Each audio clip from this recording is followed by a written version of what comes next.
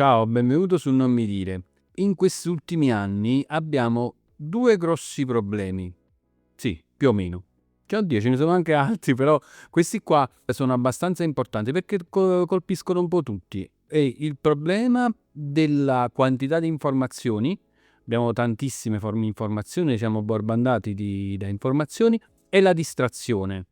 Facilmente ci tendiamo a distrarre, quindi tutte le informazioni che vogliamo ricevere praticamente le dimentichiamo di andarle a rivedere. Capita, esempio, se tu apri il tuo browser, di vedere 70-80 schede aperte, 50, cioè beh, questo dopo lo leggo, questo dopo lo leggo, questo dopo lo guardo, e però alla fine non lo farai mai. Ok, perfetto. Su Chrome ci sono 3 funzionalità, te le vado a spiegare.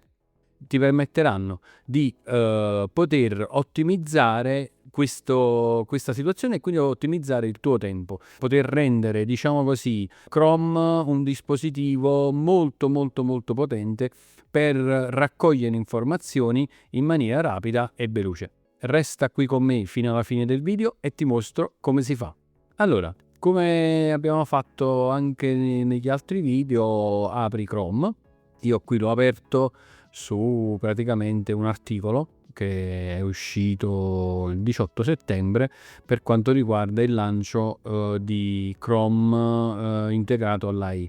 A proposito, se per caso non sai com'è possibile avere l'intelligenza artificiale all'interno di Chrome, anche non avendo avuto la possibilità di poterla scaricare direttamente e quindi Chrome averla direttamente interna al browser, ho fatto un video che ti puoi andare a recuperare in modo tale che vedrai anche le cose che adesso ti faccio vedere, come è possibile farlo. Sono pochi passaggi, il video ti lascio il link in descrizione, mi raccomando. Allora, come ti stavo dicendo, ipotizziamo che io debba leggere questo articolo. Allora, diciamo che il blog di Chrome è abbastanza pulito, tende a non creare confusione, però diciamo che io tendo a distrarmi ancora più facilmente, magari guardando questi link, queste cose, e quindi ho bisogno di avere, diciamo, un supporto che mi aiuti a non distrarre, magari perderò tempo a guardare il missile che vola.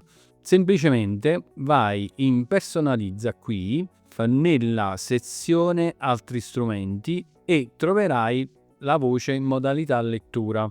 Allora, se non la trovi qua, perché molto dipende anche dalla tipologia di browser che hai, dal tipo di aggiornamento, puoi andare a vedere anche qui personalizza Chrome.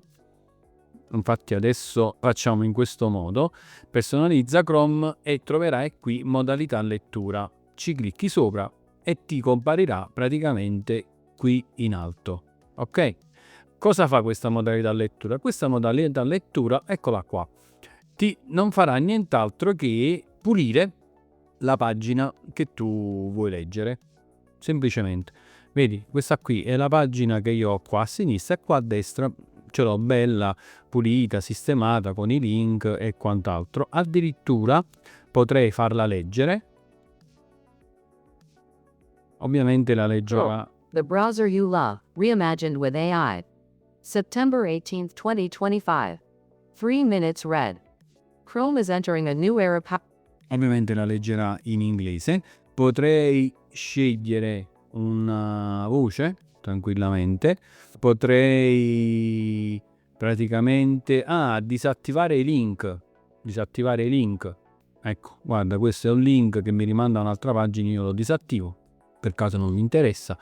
Potrei cambiare la dimensione del carattere, quindi così. Potrei cambiare il carattere, il colore, l'interlinea, la spaziatura, eccetera. Quindi praticamente è come se fosse proprio un pad, ok? Un e-reader che mi permetterà di poter leggere, diciamo, questo tipo di informazioni. E questa è la prima funzione per, diciamo, raccogliere informazioni. Però io potrei anche pensare di prendere queste informazioni e dice no, ok, io questa cosa non la voglio leggere adesso perché non ho tempo. Allora cosa devo fare? Diciamo che nella situazione attuale io penso che tu andresti qua sulla stellina, ci cliccheresti sopra e ti salvi il link. Ok? Praticamente lo metti tra i preferiti, oppure lasci la scheda aperta. come fanno un po' tutti, alcune volte lo faccio anch'io. Lasci la scheda aperta dicendo vabbè, poi dopo la leggerò. Invece c'è quest'altra funzione che puoi andare sempre in personalizza Chrome, barra degli strumenti, elenco lettura. Ci clicco e comparirà qua. Eccolo qua. Che cos'è questo elenco lettura? Elenco lettura raccoglierà tutti i link che a te interessano leggere.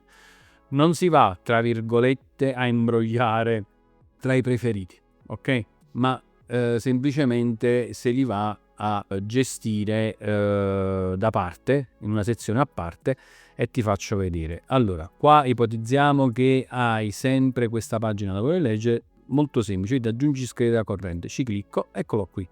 Ora, qual è la differenza? La differenza sta che io in questa sezione, in questo link, potrei anche dire guarda, l'ho letto, qua mi viene segnato da leggere, guarda, l'ho letto, ci clicco e qua mi esce pagine che hai letto, cioè vado ad aprire e mi esce appunto questa pagina che ho letto.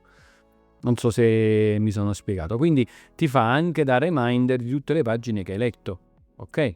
Ma ipotizziamo che io qua ho un elenco lunghissimo e che quindi ho necessità di avere delle informazioni, diciamo, ottimizzate, potrei avere delle informazioni pulite, non ho tempo, ok? Non ho tempo per poter leggere, fare una marea di link, non c'è problema.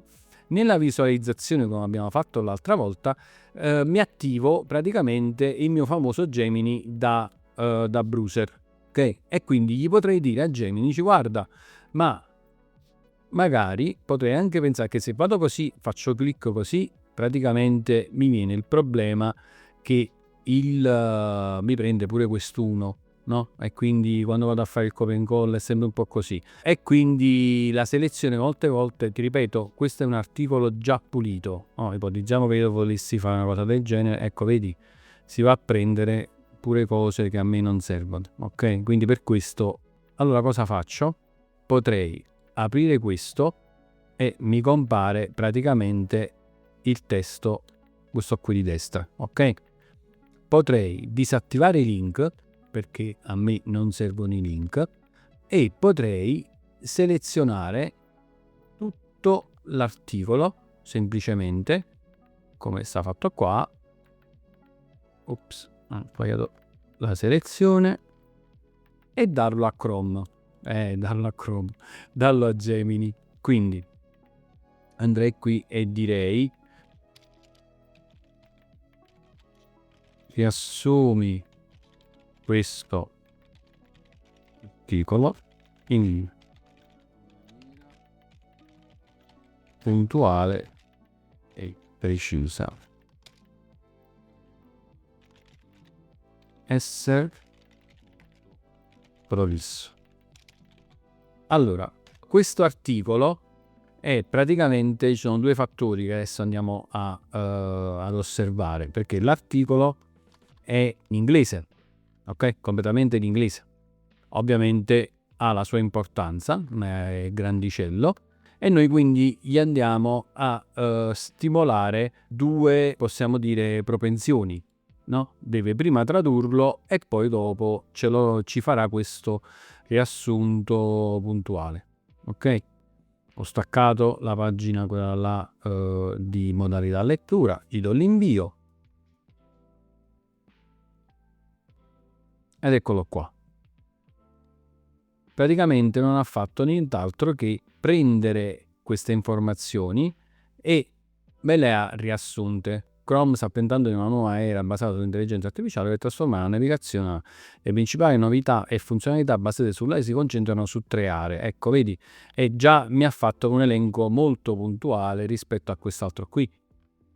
Vedi, questo qua era, diciamo, un elenco discorsivo. Qua invece mi ha dato dei punti precisi su cui io potrei focalizzarmi per praticamente capirci qualcosina in più.